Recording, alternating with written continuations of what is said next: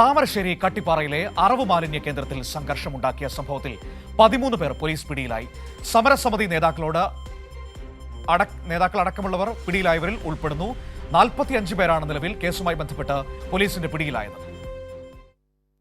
കഴിഞ്ഞ ഒക്ടോബർ 21-ാം തീയതിയാണ് താമരശ്ശേരി കട്ടിപ്പാറയിലെ അറവ് മാലിന്യ സംസ്കരണ കേന്ദ്രത്തിൽ സംഘർഷമുണ്ടായത്. മുഖംമൂടി ധരിച്ചെത്തിയ അക്രമി സംഘം പ്ലാന്റ് അടിച്ചു തകർക്കുകയും തീവെക്കുകയും ചെയ്യുകയായിരുന്നു. സംഘർഷത്തിന്റെ പശ്ചാത്തലത്തിൽ ജില്ലാ കളക്ടർ നിരോധനാജ്ഞ പുറപ്പെടുവിച്ചിരുന്നു. ഈ സംഭവത്തിലാണ് കഴിഞ്ഞ ദിവസം 13 പേർ പോലീസ് പിടിയിലായത്. ഇതോടെ കേസിൽ അറസ്റ്റിലായവരുടെ എണ്ണം 45ആയി. സമരസമിതി ചെയർമാൻ, കൺവീനർ എന്നിവരടക്കം അറസ്റ്റ് ചെയ്യപ്പെട്ടവരിൽ ഉൾപ്പെടുന്നു. സമീപ ജില്ലകളിലുള്ള ആളുകൾ പോലും പ്രതിപട്ടികയിൽ ഉൾപ്പെട്ടിട്ടുണ്ടായിരുന്നു. CCTV ദൃശ്യങ്ങൾ കേന്ദ്രീകരിച്ചായിരുന്നു പോലീസ് അന്വേഷണം.